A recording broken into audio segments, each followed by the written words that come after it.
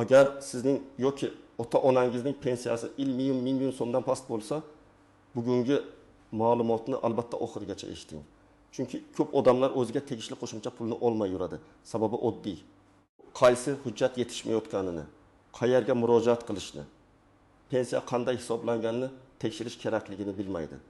Men bugun pensiyasi kam chiqqan insonlar nimalarni tekshirishi, qanday xatolar ko'p uchrashi va pulni oshirish imkoniyati bo'lsa, qanday harakat qilish kerakligini sodda qilib tushuntiraman. Bu ma'lumot nafaqat pensionerlar uchun, balki ularning farzandlari, yaqinlari va kelajakda pensiya chiqadigan har bir fuqaro uchun muhim. Hozir kanalga obuna bo'ling, videoga like bosing, chunki bu mavzu ko'pchilikning real hayotidagi eng og'riqli masalalardan biri. Avval pensiya masalasi odamlar ko'pincha bitta narsaga ishonib kelardi. Pensiya tayinlangan bo'lsa, demak hammasi to'g'ri hisoblangan. Lekin amaliyotda men ko'p ko'rganman. Pensiya tayinlangan bo'lishi mumkin. Ammo unda ish staji to'liq kiritilmagan. Eski ish joyidan ma'lumotnoma olinmagan, arxiv hujjatlari topilmagan. Ayollar uchun bolaga qarash davri hisobga olinmagan yoki fuqaroning ish haqi haqidagi ma'lumotlari to'liq aks etmagan bo'ladi. Natijada odam o'zi munosib bo'lgan summadan kamroq pensiya olib yuradi. Oldin ko'p jarayonlar qog'oz hujjatlariga bog'liq edi. Mehnat daftarchasi, ish haqi ma'lumotnomasi, buyruqlar, arxiv yozuvlari, tashkilotdan olingan tasdiqlar juda katta rol o'ynagan. Hozir ham bu hujjatlar ahamiyatini yo'qotgani yo'q, lekin elektron bazalar ham kengaymoqda. Shunga qaramay, eski yillarda ishlagan odamlarning ma'lumotlari har doim ham tizimda to'liq ko'rinmaydi. Ayniqsa korxona yopilgan bo'lsa, nomi o'zgargan bo'lsa, sovxoz, kolxoz, zavod, tikuv fabrikasi, qurilish tashkiloti yoki xususiy korxona hujjatlari arxivga topshirilmagan bo'lsa, muammo paydo bo'ladi. Eng muhim o'zgarish shuki, bugun fuqaro pensiya miqdorini shunchaki taqdir deb qabul qilib o'tirmasligi kerak. Pensiya kam bo'lsa, uning hisob kitobini tekshirtirishga, stajni qayta ko'rib chiqishga, hujjatlarni qo'shishga, ayrim hollarda qayta hisob kitob talab qilishga haqli. Bu yerda asosiy gap shunda, pensiya 1000 so'mdan past bo'lsa, albatta nimadir noto'g'ri degani emas, lekin bunday holatda tekshiruv o'tkazish juda zarur. Chunki kam pensiyaning sababi haqiqatdan ham kam staj bo'lishi mumkin, lekin hujjat yetishmagani yoki hisobda xato ketgani ham bo'lishi mumkin. Men birinchi navbatda pensiya nimadan shakllanishini tushuntiraman. Pensiya odatda ish staji, ish haqi, qonunda belgilangan minimal talablar, ayrim imtiyozlar, qo'shimcha davrlar va fuqaroning shaxsiy hujjatlari asosida hisoblanadi. Oddiy qilib aytganda, inson qancha yil rasmiy ishlagan, o'sha yillarda qanday daromad olgan, shu daromad bo'yicha tegishli badallar yoki hisoblar yuritilganmi, hujjatlar bilan tasdiqlanganmi? Mana shu omillar katta ahamiyatga ega. Masalan, bir ayol 25 yil ishlaganman deb o'ylaydi. U 8 yil maktabda, 10 yil kolxozda, 7 yil tikuvchilik seksida ishlagan. Lekin pensiya tayinlash vaqtida faqat maktabdagi 8 yil va sexdagi 5 yil tasdiqlangan, kolxozdagi davr bo'yicha hujjat topilmagan. Sexning 2 yili esa mehnat daftarchasida muhr noaniq bo'lgani uchun kiritilmagan. Natijada amalda ayolning real mehnati 25 yil bo'lsa ham, hujjatda 12 yil sifatida ko'rinadi. Pensiya ham shunga yarasha past chiqadi. Mana shunday holatda u odam jim yurmasligi kerak. Arxivdan ma'lumotnoma olish, guvohlik asosida ayrim davrlarni tasdiqlash mumkinmi yoki yo'qmi? Pensiya jamg'armasi bo'limidan yozma tushuntirish olish kerak. Yana bir misol. Erkak kishi 1995 yildan 2010 yilgacha bir korxonada ishlagan, keyin korxona yopilgan. Pensiyaga chiqqanida o'sha davrning ish haqi ma'lumotlari olinmagan, faqat mehnat daftarchasidagi yozuv asos qilib olingan. Lekin u yillarda u yaxshi maosh olgan, qo'shimcha ishlar qilgan, mukofot puli olgan. Agar ish haqi haqidagi ma'lumotlar topilsa, pensiya miqdori ko'tarilishi ehtimoli bo'lishi mumkin. Bu avtomatik ravishda hamma uchun oshadi degani emas, lekin tekshirmasdan turib buni bilib bo'lmaydi. Kimlar alohida xavotir olishi kerak? Men bu savolga aniq javob beraman. Pensiyasi 1000 so'mdan past bo'lgan, lekin umr bo'yi ishlaganini biladiganlar albatta tekshirtirish kerak. Mehnat daftarchasida bo'sh joylar, noto'g'ri sana o'chirilgan yozuv, noaniq tashkilot nomi o'zgargan holatlar bo'lsa, albatta e'tibor berish kerak. Ayollar agar bola parvarishi davri, tug'ruq ta'tili, bolalar soni bilan bog'liq imtiyozlar davrlar inobatga olinganmi, shuni aniqlash kerak. harbiy xizmatda bo'lgan erkaklar, ichki ishlar, tibbiyot, ta'lim, qishloq xo'jaligi. Zararli sharoitlarda ishlaganlar ham o'z davrlarini alohida tekshirtirgani ma'qul. Kimlar juda xavotir olmasligi mumkin? Agar odam juda kam yil rasmiy e'lagan bo'lsa, mehnat staji haqiqatan yetarli bo'lmasa, ko'p yillar norasmiy ishlagan bo'lsa, pensiya past bo'lishi mumkin. Masalan, inson 30 yil bozorda ishlagan, lekin rasmiy hujjat, soliq to'lovi, mehnat shartnomasi yoki stajni tasdiqlaydigan ma'lumot bo'lmasa, davlat organi buni o'z-o'zidan staj deb kiritmaydi. Shuning uchun men doim aytaman, real ishlaganman degan gap bilan hujjatda tasdiqlanganman degan gap boshqa narsa. Pensiya hisobida hujjat asosiy dalil bo'ladi. Keling, hayotiy vaziyatlar orqali ko'rib chiqamiz. Birinchi vaziyat, onaxonning pensiyasi 7 ming so'm. U 20 yil ishlaganini aytadi. Tekshirilganda 12 yil staj kiritilgan. Qolgan 8 yil bo'yicha korxona yopilgan va arxiv ma'lumoti olinmagan. Farzandlari arxivga murojaat qiladi. Eski buyruqlar, ishga qabul qilish va ishdan bo'shatish yozuvlari topiladi. Agar bu hujjatlar pensiya jamg'armasi tomonidan qabul qilinsa, staj ko'payadi va pensiyani qayta hisoblash masalasi ko'tariladi. Bu yerda natija har bir holatda alohida chiqadi. Lekin muhim jihat shuki, odam taqaz yilni shunchaki yo'qotib qo'ymasligi kerak. Ikkinchi vaziyat, otaxonning pensiyasi 9 ming so'm. U sovet davrida zavodda ishlagan, keyin xususiy firmada haydovchi bo'lgan. Mehnat daftarchasida hammasi bor. Lekin ish haqi ma'lumotlari bo'yicha faqat eng past ko'rsatkichlar olingan. Odam o'sha paytda yuqori razryadda ishlaganini aytadi. Bu holatda ish haqi ma'lumotnomalarini izlash kerak. Ba'zan arxivda shaxsiy hisob varaqalari, tabel, vedomost, buyruq va boshqa hujjatlar saqlangan bo'ladi. Agar daromad yuqoriroq tasdiqlansa, pensiya hisobiga ta'sir qilishi mumkin. Uchinchi vaziyat, ayol kishi 3 nafar farzand tarbiyalagan, turmush o'rtog'i vafot etgan. O'zi ham kam pensiya oladi. Bu yerda faqat yoshga doir pensiya emas, balki boquvchisini yo'qotganlik, nafaqa, ijtimoiy yordam, moddiy yordam kabi boshqa imkoniyatlar ham tekshirilishi kerak.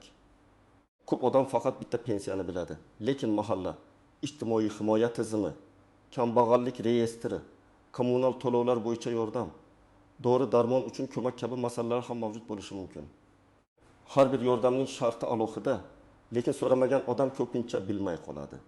To'rtinchi vaziyat, fuqaro butun umr qurilishda ishlagan, lekin ko'p yillar brigada orqali, og'zaki kelishuv bilan ishlagan. Hujjat yo'q.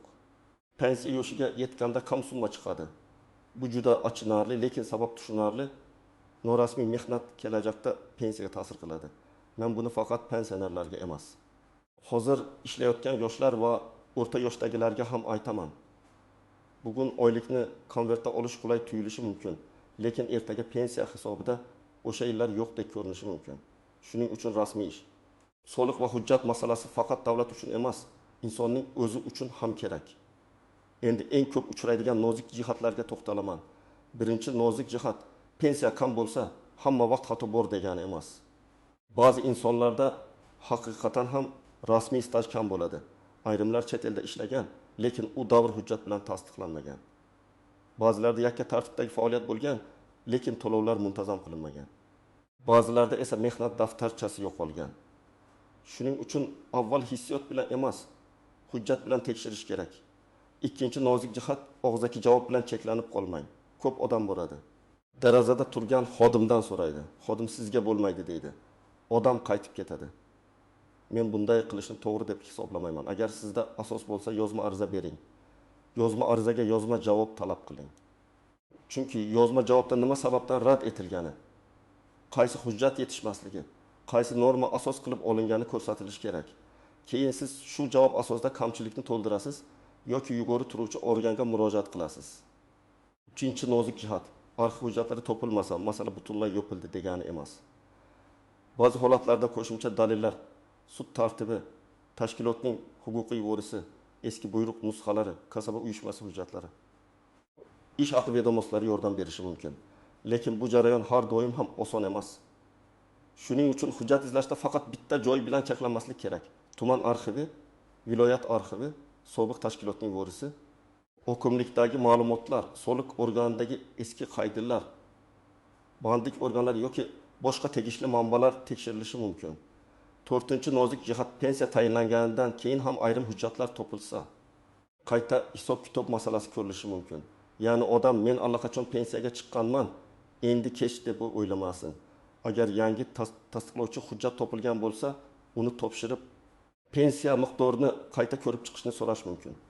Bu albatta har doim katta o'sish bo'ladi degani emas, lekin huquqiy jihatdan tekshartirish muhim. 5-nozik jihat. Pensiya bilan ijtimoiy nafaqani aralashtirib yubormang. Pensiya odatda mehnat staji va boshqa shartlar asosida belgilanadi.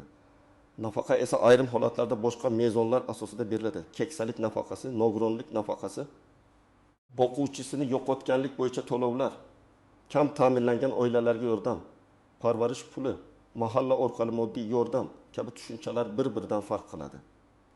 Agar inson pensiya olmayotgan yoki juda kam olayotgan bo'lsa, unga boshqa turdagi yordamlar tegishli bo'lishi mumkin. Buni alohida tekshirish kerak.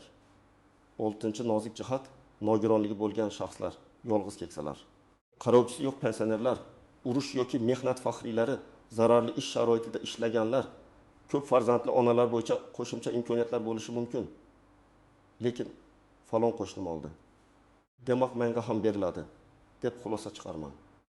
Har bir to'lovning sharti bor. Siz o'sha shartga tushasizmi yoki yo'qmi? Hujjat bilan aniqlanadi. Endi eng muhim qismga kelamiz. Pensiyasi 1 million so'mdan past bo'lgan odam nima qilishi kerak? Men buni oddiy tartibda tushuntiraman. Birinchi qadam, hozirgi pensiya hisob kitobini aniqlang. Yashash joyingizdagi pensiya jamg'armasi bo'limiga murojaat qilib, pensiya qaysi staj, qaysi ish haqi va qaysi hujjatlar asosida hisoblanganini tushuntirib berishni so'rang. Iloji bo'lsa, yozma ariza qiling. Arizada mening pensiyamni hisoblashda inobatga olingan ish staji, ish haqi davrlari va rad etilgan yoki hisobga olinmagan davrlar haqida yozma ma'lumot berishingizni so'rayman deb yozish mumkin. Ikkinchi qadam, mehnat daftarchangizni sinchiklab tekshiring. Ishga kirgan sana, ishdan bo'shagan sana, buyruq raqami, tashkilot nomi, muhr, imzo, lavozim yozuvi aniqmi, shuni ko'ring. Ba'zan birgina sana xatosi bir necha yil stajni yo'qqa chiqarishi mumkin. Masalan, ishga kirgan sana 1968 yil bo'lishi kerak. Lekin 1998 deb yozilgan bo'lsa, bu juda katta farq. Yoki muhrda tashkilot nomi o'qilmasa, pensiya jamg'armasi qo'shimcha tasdiq so'rashi mumkin. 3-qadam, eski ish joylaringiz ro'yxatini tuzing. Qaysi yilda qayerda ishlagansiz? Tashkilot nomi qanday bo'lgan? Keyin nomi o'zgarganmi? Rahbari kim bo'lgan? Rahbar kim bo'lgan? Qaysi tumanda joylashgan? Taxminiy lavozimingiz nima bo'lgan? Shu ma'lumotlarni yozib chiqing. Bu ro'yxat arxiviga murojaat qilganda juda kerak bo'ladi. Ko'p odam men zavodda ishlaganman deydi. Lekin qaysi zavod, qaysi sex, qaysi yillar, qaysi lavozimni ayta olmaydi. Arxiv xodimi esa aniq ma'lumot bo'lmasa, hujjatni topishga qiynaladi. 4-qadam, arxivga murojaat qiling. Agar korxona yopilgan bo'lsa, uning hujjatlari tuman yoki viloyat arxivida bo'lishi mumkin. Arizada ishga qabul qilish, ishdan bo'shatish, lavozim, ish haqi, shaxsiy hisob varaqalari bo'yicha ma'lumotnoma so'rash kerak. Agar birinchi arxivda topilmasa, boshqa arxivlardan ham so'rang. Tashkilot respublika darajasidagi korxona bo'lgan bo'lsa. Hujjatlar boshqa joyda saqlanishi mumkin. 5-qadam, ish haqi haqidagi ma'lumotlarni izlang. Faqat staj emas, maosh ham ahamiyatli. Agar siz ma'lum yillarda yuqori daromad olgan bo'lsangiz, o'sha davrlar tasdiqlansa, pensiya hisobiga ijobiy ta'sir qilishi mumkin. Ish haqi ma'lumotnomasi, shaxsiy hisob varaqasi, vedomost, mukofot puli bo'yicha buyruqlar, razryad yoki lavozim o'zgarishi haqidagi hujjatlar foydali bo'lishi mumkin. 6-qadam. Ayollar alohida tekshirish kerak bo'lgan davrlarni unutmang. Bola tug'ilganlik guvohnomalari, nikoh guvohnomasi, familiya o'zgarganini tasdiqlovchi hujjatlar, bola parvarishi davri, tug'ruq ta'tili. Ko'p farzandlik bilan bog'liq holatlar pensiya ishida to'g'ri aks etganmi? Shuni aniqlang. Familiya o'zgargan bo'lsa, eski hujjatdagi familiya bilan hozirgi pasportdagi familiya bog'lanishi kerak. Aks holda arxiv ma'lumoti sizniki ekanini isbotlash qiyinlashadi. 7-qadam, agar og'zaki rad javob bersa, yozma rad javobini so'rang, bu juda muhim. Yozma javobsiz keyingi qadamni to'g'ri tanlash qiyin. Yozma javobda masalan, falon davr hujjat bilan tasdiqlanmagan yoki ish haqi ma'lumot talabga javob bermaydi deb ko'rsatiladi. Shundan keyin aynan shu kamchilikni to'ldirishga harakat qilasiz. 8-qadam. Hujjatlarni topshirgandan keyin natijani nazorat qiling. Ariza raqamini oling, qachon javob berilishini so'rang, telefon raqamini yozib oling. Hujjat topshirdim, endi o'zi bo'ladi deb kutib yurmaslik kerak. Ba'zan qo'shimcha hujjat so'raladi, ba'zan arxivdan javob kechikadi, ba'zan ma'lumotda xato chiqadi. Jarayonni kuzatib boring. 9-qadam, agar javobdan norozi bo'lsangiz, yuguri turuvchi organga yoki zarur bo'lsa sudga murojaat qilish imkoniyati borligini biling. Men har bir odamni darrov sudga boring demayman. Avval hujjatlarni to'plang, yozma javob oling, mutaxassis bilan maslahat qiling. Lekin huquqingiz buzilgan deb hisoblasangiz, masalani oxirigacha olib borish kerak.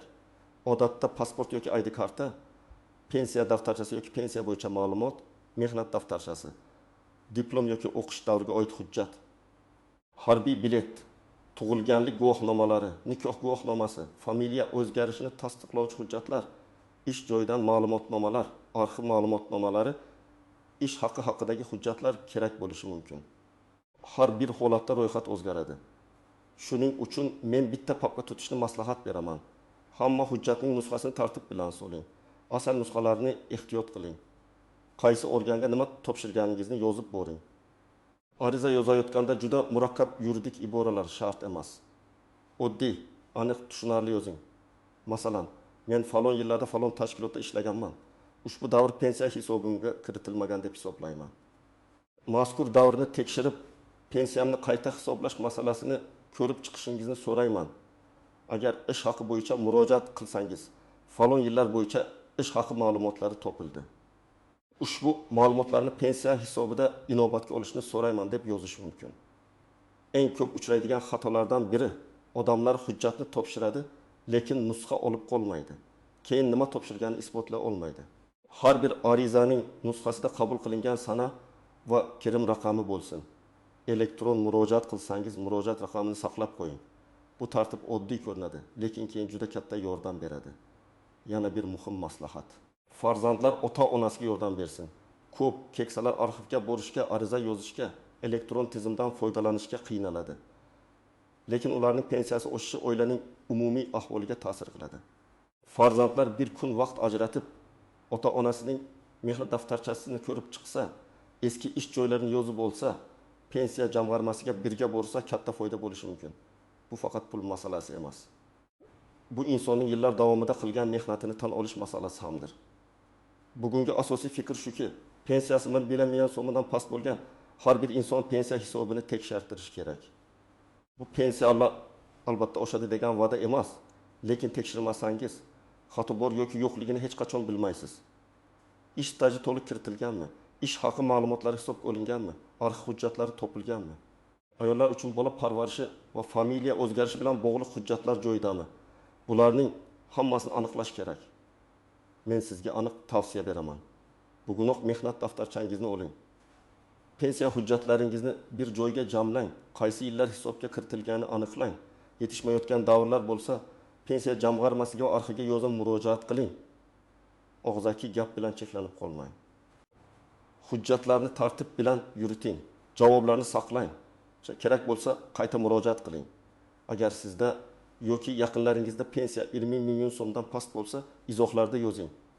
Necha yil ishlagansiz va hozir qancha pensiya olyapsiz? Boshqalarning tajribasi ham ko'pchilikka foyda beradi. Videoga like bosing, kanalga obuna bo'ling va bu ma'lumotni ota-onangizga, qo'shnilaringizga, qarindoshlaringizga yuboring. Chunki birgina to'g'ri tekshiruv insonning har oy oladigan daromadiga ta'sir qilishi mumkin.